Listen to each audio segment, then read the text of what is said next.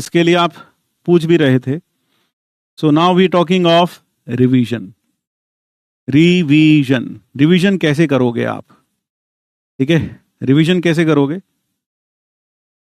Talk about revision. Revision में हमने कुछ चैप्टर्स रखे हैं, टॉप 6 चैप्टर्स जो सबसे ज्यादा स्कोरिंग है, जिसके ऊपर डेफिनेटली तुम्हें जेईई मेंस में अपने पेपर में एक सवाल देखने को मिलेगा ही मिलेगा। वो बहुत सारे सवाल आते हैं भाई इसके ऊपर। फिर प्लस एडजॉइंट और इनवर्स की properties, adjoint inverse properties, adjoint inverse properties सबसे इंपॉर्टेंट ये है इसमें, सबसे इंपॉर्टेंट क्रेमर्स रूल और एडजॉइंट इनवर्स की प्रॉपर्टीज, ठीक है?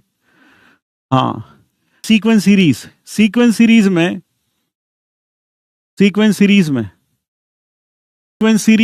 में खासकर एपी जीपी और इनके मिक्स्ड प्रॉब्लम्स,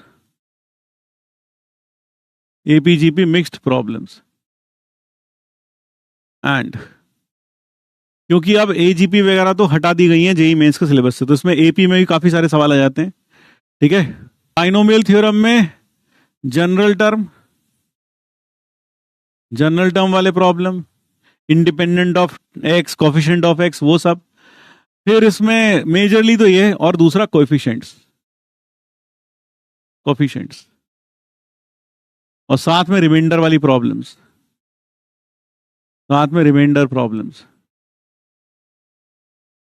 ठीक है? साथ में रिमाइंडर प्रॉब्लम्स। सबसे इंपॉर्टेंट क्या है भाई? वेक्टर 3D में सबसे इंपॉर्टेंट है डॉट और क्रॉस प्रोडक्ट, और साथ में शॉर्टेस्ट डिस्टेंस और image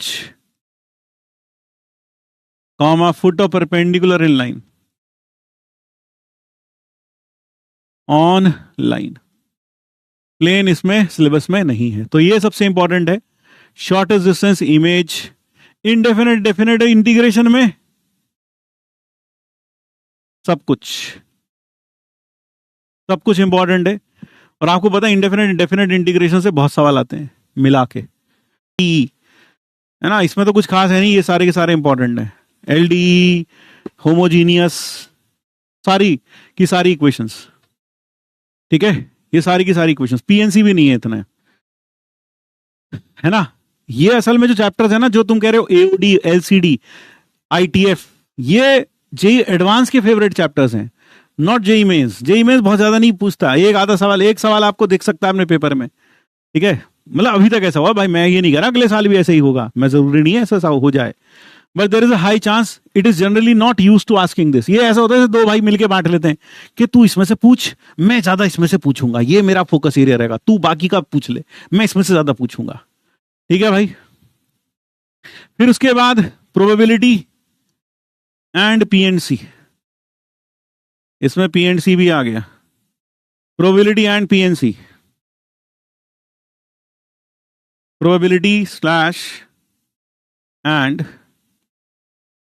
permutation combination, probability permutation combination लो। तो इसमें प्रोबेबिलिटी और परम्यूटेशन कॉम्बिनेशन, इसमें सबसे इंपॉर्टेंट प्रोबेबिलिटी से आपको स्टैटिस्टिक्स वाले प्रॉब्लम्स ज्यादा देखने को मिलेंगे। स्टैटिस्टिक्स, वेरिएंस निकालो, है ना? हाँ, तो ये इंपॉर्टेंट है। प्रोबेबिलिटी तो पूरा ही करो, है ना? सब कुछ करो इसमें, ऑल पूरा करना है।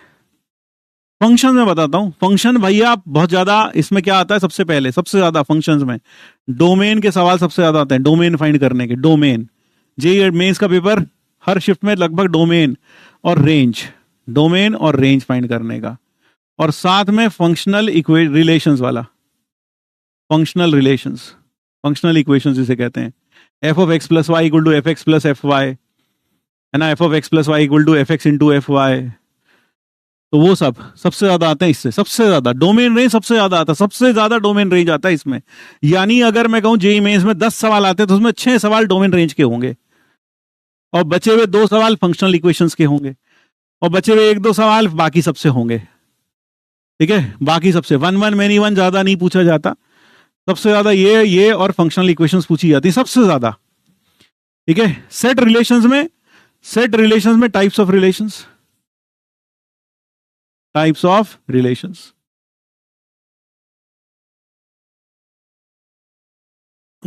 ट्रांजिटिव। ठीक है, क्लियर है भाई?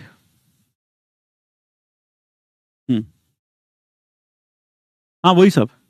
फिर उसके बाद आता है कॉम्प्लेक्स नंबर में खासकर प्योरली रियल प्योरली इमेजिनरी वाले सवाल कि ये नंबर प्योरली रियल है। ये पीएनसी में तो भाई कुछ भी पूछ लेता है, पीएनसी में तो कुछ भी पूछ लेता है, ग्रुपिंग के ऊपर कुछ भी पूछ लेता है। ठीक है, बेगर वगैरह कम पूछता है। सॉल्यूशन ट्रायंगल है ही नहीं जेईई मेंस के सिलेबस में। क्वाड्रेटिक में आप कह सकते हो, क्वाड्रेटिक में न्यूटन्स फॉर्मूला के ऊपर बेस सवाल, न्यूटन्स फॉर्मूला। इसमें एक बहुत अच्छी और सुंदर खबर आपके लिए है, लोकेशन ऑफ रूट्स के ऊपर ध्यान से सुनना, लोकेशन ऑफ रूट्स के ऊपर पिछले 20 सालों में, 15 से 20 सालों में शायद 1 या 2 सवाल ही पूछा गया है लोकेशन ऑफ रूट्स के ऊपर जेईई मेंस में, क्वाड्रेटिक इक्वेशन में, है ना, चाहे वो AIEEE कह लो उसको, और जेईई मेंस में एक आधा सवाल ही मुश्किल से पूछा गया है। तो लोकेशन ऑफ रूट से जो अक्सर बच्चे बहुत ज्यादा परेशान रहते हैं, वह लोकेशन ऑफ रूट में वह नहीं आता, है ना, वो नहीं आता, लोकेशन ऑफ रूट पूछता ही नहीं है। आप खुद मेरे पर विश्वास मत करो, पेपर उठा के देख ले पिछले 4-5 साल के, 10 साल के उठा के देख ले, मेरी बात पे विश्वास मत करे, खुद उठा के देख ले, विश्वास हो जाएगा। ठीक है भाई? हाँ, तो आप ये देखें 12th काफी इंपॉर्टेंट है। डिटर्मिनेंट हो गया, वेक्टर 3D हो गया, डेफिनेट हो गया, AUCDE हो गया, सेट रिलेशन फंक्शन हो गया। फिर उसके बाद आपका AOD, हाँ थोड़ा सा नीचे चला गया, AOD और LCD, है ना, थोड़ा सा, मतलब ऐसा नहीं है कि इसमें कुछ नहीं आएगा, हो सकता आ जाए किसी शिफ्ट में, इसके ऊपर सवाल डेफिनेटली देखने को मिलेंगे, सब में देखने को मिलेंगे। ठीक है भाई? हाँ,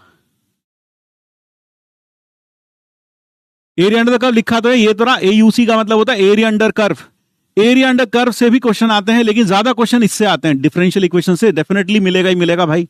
डिफरेंशियल इक्वेशन से बहुत पूछता है जेईई मेंस, डिफरेंशियल इक्वेशन से काफी पूछता है जेईई मेंस।